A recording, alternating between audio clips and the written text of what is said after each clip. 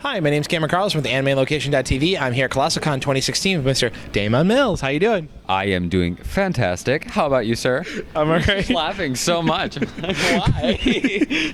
I'm like that. So, how did you get started in the world of voice acting? Well, that's a long story, sir. Well, here, let me take this since it's the long story. I got started when I was in high school. I was a little wee baby. I'm still a little wee baby.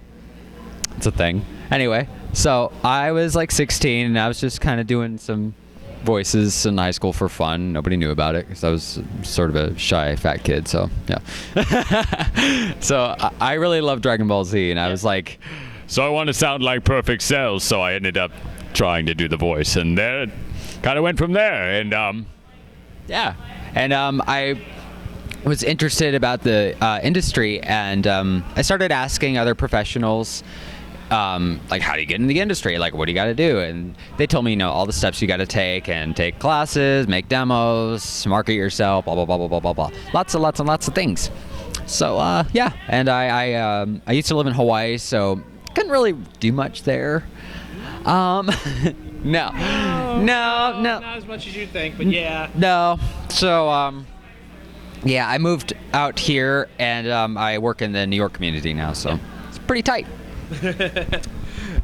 Alrighty, and now you recently started working and appearing on the Pokemon television series. What's it like to have millions of people hear you every Saturday morning? Do they?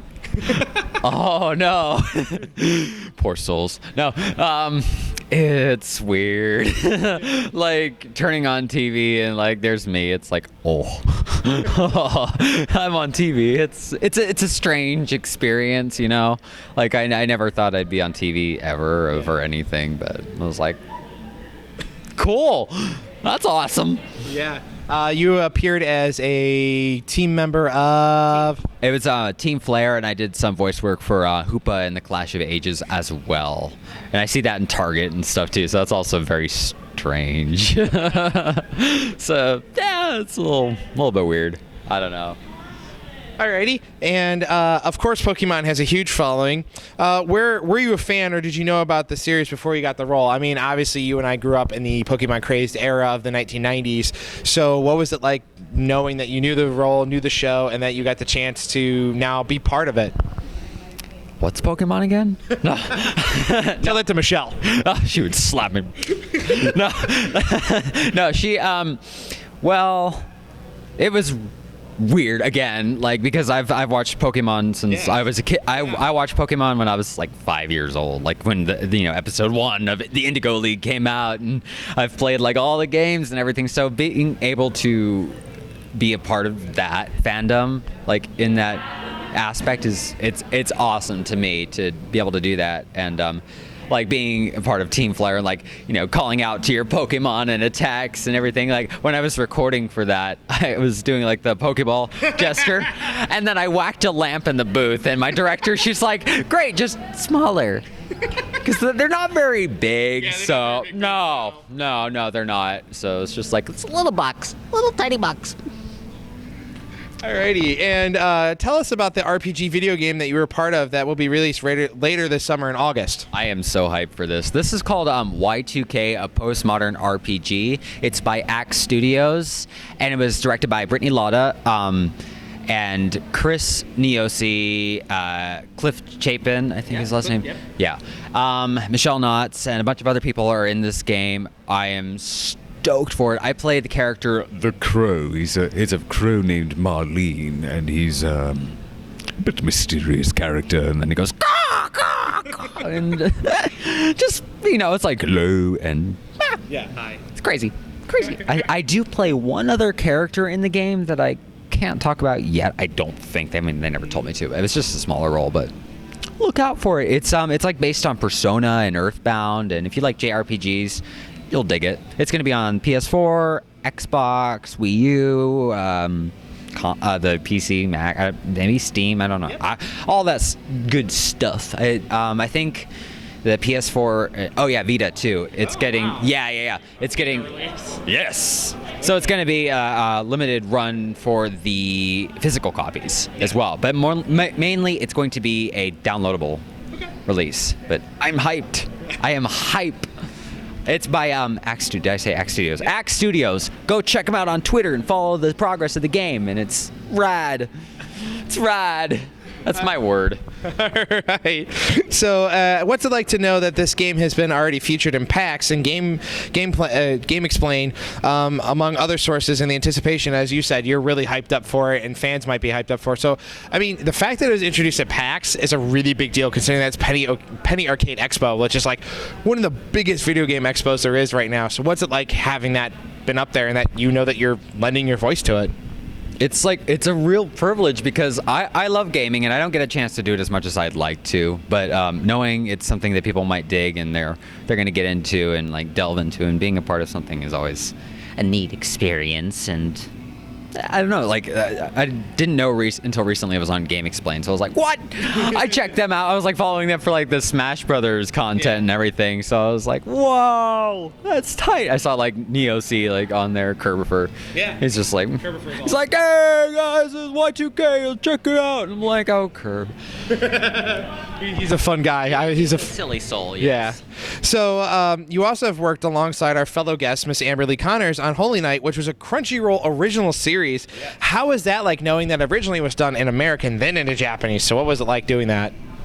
Very cool and nerve-wracking because I hadn't done any dub work yet. Like ADR dubbing, that was new to me. Like I'd practiced with like fan stuff and nothing really like professionally, and that was my first time in a studio, and it was the middle of winter, and I got stuck in New Jersey. That was fun. That was fun. Yep, that was great. I remember it was like the blizzard of 2014. No, it was 2015. 2015. Yep. Yes. I'm like, what day is it? No.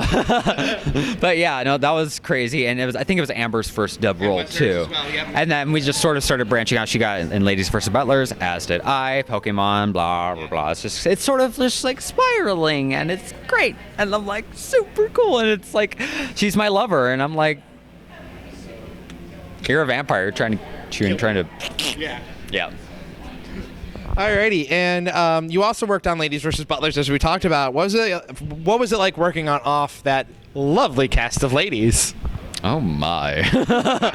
It's a little bit lewd, but I mean, I just played Selnia's father, which is played by the wonderful Carrie Savage. She was great in the role. Carrie's in it all. She is, yeah, she plays the lead Selnia, and it's great. Selnia's father, he's very eccentric, over the top. He's like, Selnia, darling, oh, hello. And he's like, slobbers all over her face. And the noises I had to make for that were questionable. I mean, just a little bit, because it's like, okay, now just sound gross. I was like, I'm like, okay. But yeah, I mean, it was cool. It was fun little role of mine.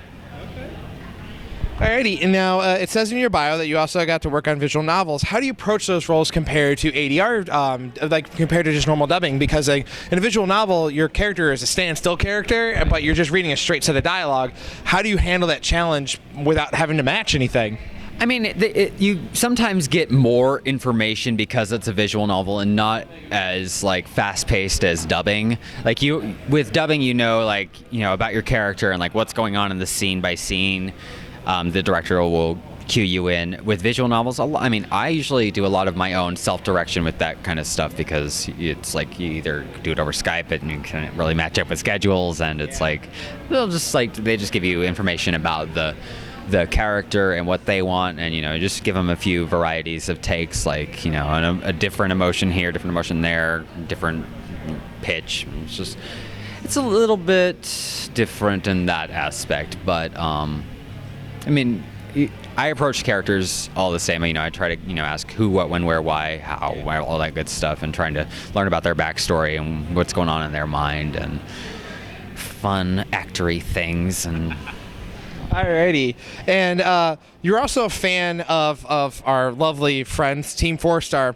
If you ever got a chance to work with them, other than Cell, who would you like to work with for? Or could you potentially take over as Cell? I don't know. Taco would fight me for that.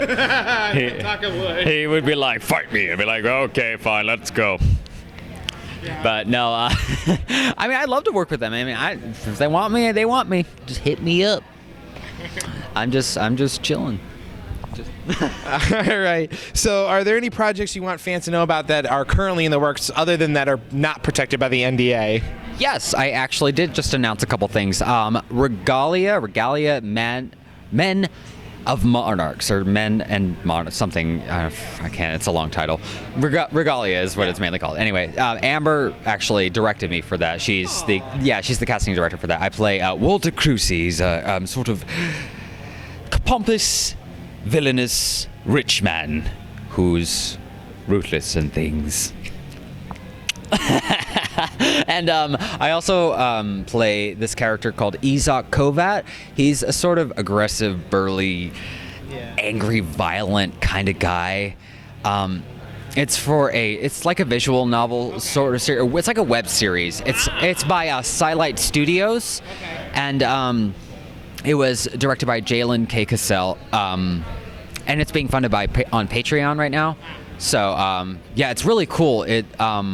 The mixing they do for it really, like, it's like standstill stuff like a visual novel, but it, like, with all the mixing that's going on, it makes it feel like dynamic and crazy awesomeness. And it's like, like I get action sequences without it actually being like super like animated. And it's still fun. I loved it. Okay. Fun experience. All right, is there any way for fans to follow you online via Twitter, Facebook, and also a message to all the wonderful fans that have kept up with you to this point? Gosh, I don't know. I'm sort of an introvert. No, I'm kidding. You can follow me on Twitter at Daman Mills, DamanMills, or Daman Mills voice actor on Facebook. I have Instagram that I don't update, so I'm not even going to bother. You can friend me on Facebook. I like friending people. Yes, you do. I'm like, hey guys, how's it going? Watch my coffee addiction spiral out of control. Yep. Pretty much. I like my coffee. Where's Starbucks? Do I get coffee after this? Yes. I hope so. All right, and a message for all your wonderful fans. Yo, guys, you're awesome and tight and super swell, and I need more coffee because I can't articulate words right now. All right, thanks so much for coming and talking with us. Thank you so much. No problem. Thanks for having me. This is awesome. Sweet. Bye, guys.